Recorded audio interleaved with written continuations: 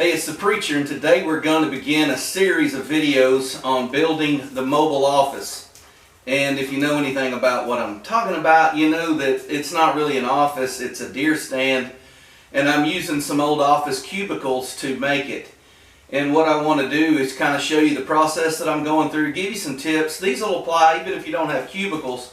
These will apply if you're just building a stand out of anything. There's some things I've picked up over the years. I think it'll save you a lot of time, a lot of money, help you be more efficient when you hunt, and have an overall more enjoyable experience. So the first thing you'll need is some walls and some uprights. And with the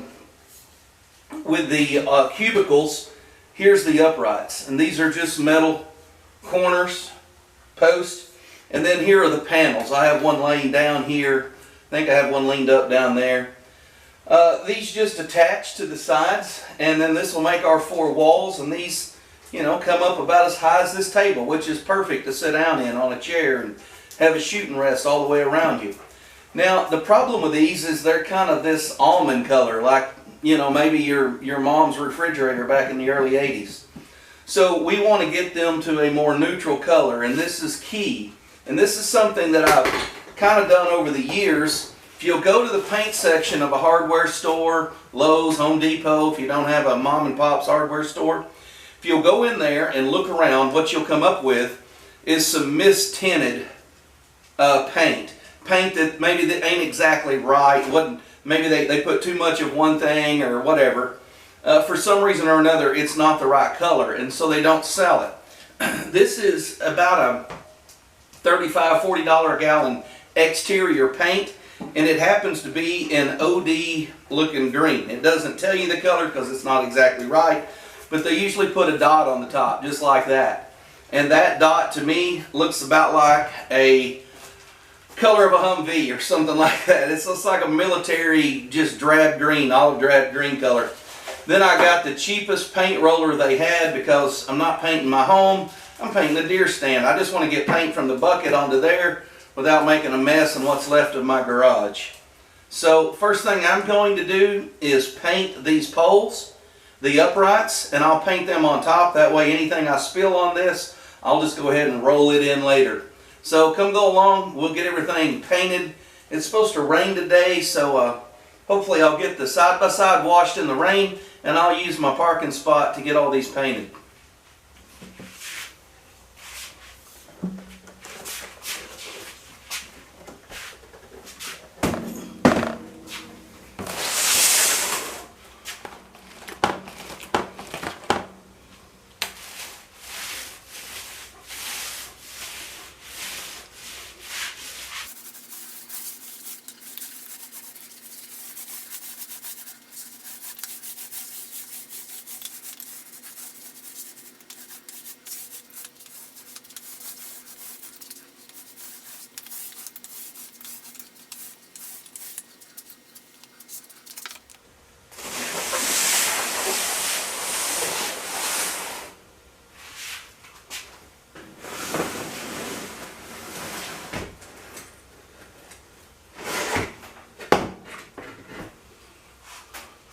Okay, now we've got this good base color down. It's time to camo it. And I'm legendary for camo paint jobs. I don't know if, legendary may be a strong word. I'm good at camo paint jobs. And basically everything I learned about camo paint, I learned from Bob Ross on Saturday morning growing up.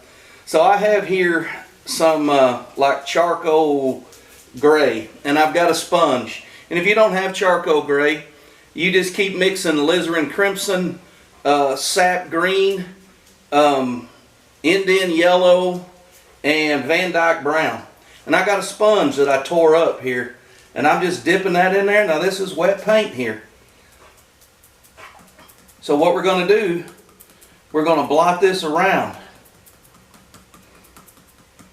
and make happy little clouds. And then if you want to, you can make, let's make sure we're going upside. If you want to, you can make happy little trees. So you just start out here, light pressure, then turn it around, light pressure,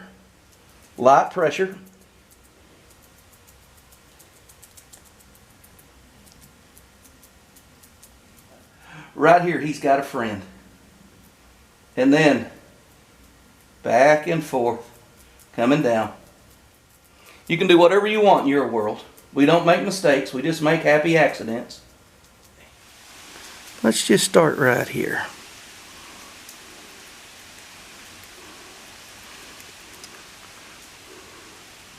There's our tree. And maybe, just maybe, yep, I think so. He's got a friend lives right here. Everybody needs a friend. And you just want to come in here. You're just touching and lifting and touching. Lifting, touching. You're letting the brush do all the work. There you have it. Two happy little trees. They'll never see you coming. Ah, yes. Camo painting masterclass taught by me. You're not going to get this kind of teaching anywhere else. I learned this stuff from years of hiding from deer and blending in with the woods.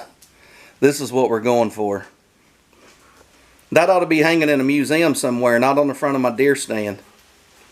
If I signed that, that thing would fetch thousands of dollars, but I work as an anonymous.